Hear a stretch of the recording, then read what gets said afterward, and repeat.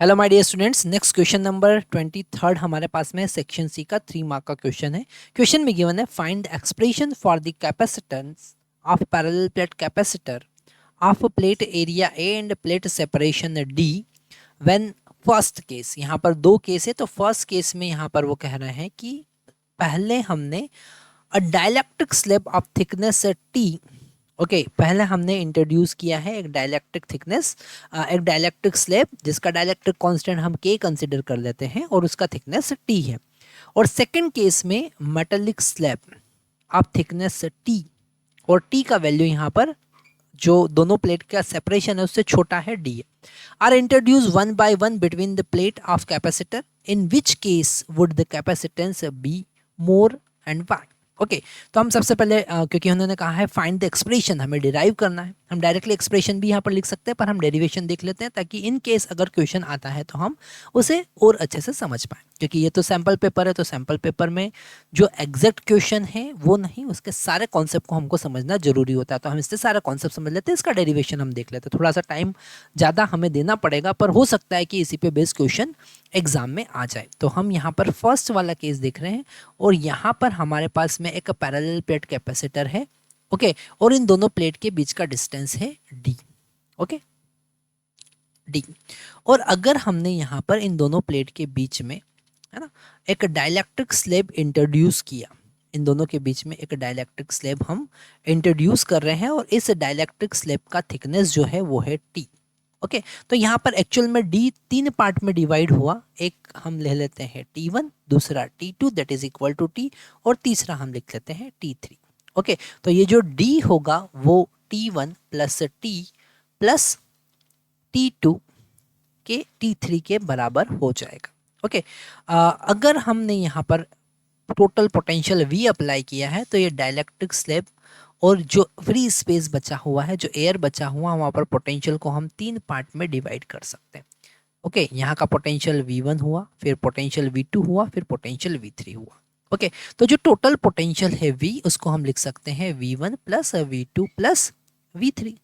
Okay, अगर हम total potential को V लिखते हैं, ओके, V1 को हम लिख सकते हैं वहाँ का electric field T1 into thickness T1, क्योंकि potential V by distance D is equal to होता है इलेक्ट्रिक फील्ड।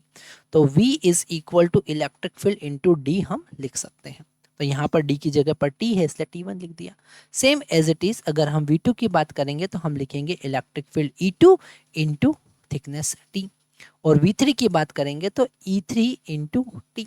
ओके, यहाँ पर V is equal to E1, यहाँ पर ये एयर है। ओके, यहाँ पर एयर है, और अगर हमने इसको पॉजिटिव पोटेंशियल से कनेक्ट किया तो डेफिनेटली यहाँ अंदर वाली सरफेस पर पॉजिटिव चार्ज एक्यूमुलेट होगा, और उतना ही नेगेटिव चार्ज यहाँ पर एक्यूमुलेट होगा।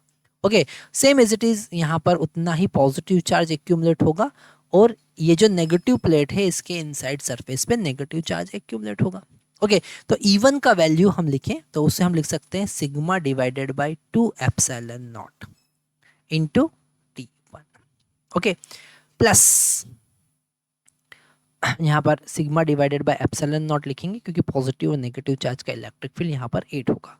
अगर हम E2 का वैल्यू लिखें तो हम यहाँ पर लिखेंगे सिग्मा डिवाइडेड बाय के एप्सिलॉन, क्योंकि यहाँ पर इलेक्ट्रिक फील्ड डाइलेक्ट्रिक मीडियम में के टाइम्स रिड्यूस हो जाएगी, into thickness T, plus E3 का वैल्यू फिर sigma divided by epsilon not हम लिख सकते हैं इनटू T3, यहाँ पर T3 लिखना है हमको।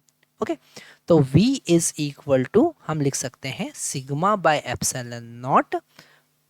ओके, यहाँ पर बचा हमारे पास में T1 plus T3 plus T।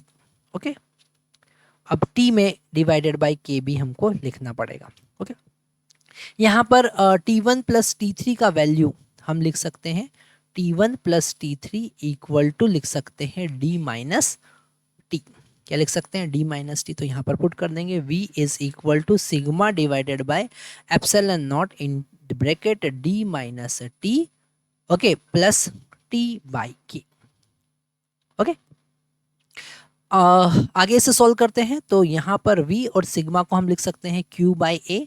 तो ये हो जाएगा q बाई, क्योंकि सिग्मा का मतलब क्या है, surface charge density, total charge divided by total area, that is surface charge density coulomb per metre square में हम इसे मेजर करते हैं। तो q बाई ए लिख दिया, epsilon naught as it is. इसे हम थोड़ा सा अरेंज करेंगे तो हम यहाँ पर लिख सकते हैं d minus T in the bracket 1 minus 1 by के, है ना। ये थोड़ा सा यहाँ पर समझना पड़ेगा, क्योंकि आप 12th के स्टूडेंट हो, ये एक्सप्रेशन कैसे हमने लिखा है आप समझ सकते हैं। ओके, अब यहाँ पर अगर हम Q बाई V का वैल्यू फाइंड करें, जो कि होता है कैपेसिटेंस, इक्विवेलेंट कैपेसिटेंस, तो हमको मिलेगा epsilon not a, okay, epsilon not a divided by D minus t in the bracket 1 minus 1 by k. So this is the expression for the capacitance C equal to epsilon naught A in the divided by d minus t in the bracket 1 minus 1 by k. Okay, तो ये हमारे पास capacitance का expression मिला। ये derivation बड़ा important है जो आपको कैपेसिटेंस के लिए समझना पड़ेगा। ओके, तो ये डेरिवेशन, अगर हम सेकंड केस की बात करें, अगर हम सेकंड केस की बात करें तो यहाँ पर k का वैल्यू इन्फिनिटी होगा फॉर मेटल। अगर मेटल प्लेट की हम बात करें तो k का वैल्यू कितना होगा, इन्फिनिटी होगा। ओके, तो यहाँ पर अगर 1 बाई के का वैल्यू कितना हो जाएगा, ये तो 0 हो जाएगा। तो c इक्वल टू मिलेगा हमको epsilon not a divided by d minus T. Okay, और अगर हम दोनों एक्सप्रेशन को कंपेयर करें तो सेकेंड वाला जो है उसमें कैपेसिटेंस हमको ज़्यादा मिलेगा। ओके, फर्स्ट वाले जो एक्सप्रेशन है उसमें कैपेसिटेंस हमको कम मिलेगा, क्योंकि यहाँ पर 1 माइनस 1 बाई के मतलब जो सब्ट्रैक्शन हो रहा है वो छोटा हो रहा है, यहाँ पर सब्ट्रैक्शन बड़ा हो रहा है। तो C का वैल्यू यहाँ पर बड़ा होगा, यहाँ पर C का वैल्यू छोटा होगा। तो फर्स्ट केस में जो इसे हम C1 लिख लेते हैं, इसे C2 लिख लेते हैं, तो यहाँ पर आंसर जो होगा, आंसर हम लिख सकते हैं C1 is less than C2। Okay, जो डाइलेक्ट्रिक फील्ड कैपेसिटर होगा वो metallic field capacitor, metallic slab field capacitor के कंपैरिजन में कम होगा। ओके, यहाँ पर डाइलेक्ट्रिक फील्ड जो मेटल वाला मेटल फील्ड कैपेसिटर है उसका कैपेसिटेंस ज़्यादा होगा। ओके, क्योंकि हम एक्सप्रेशन से ये सारा कॉन्सेप्ट देख सकते हैं। डेरिवेशन बड़ा इंपॉर्टेंट है जो आपको ध्यान से समझना है। Thank you.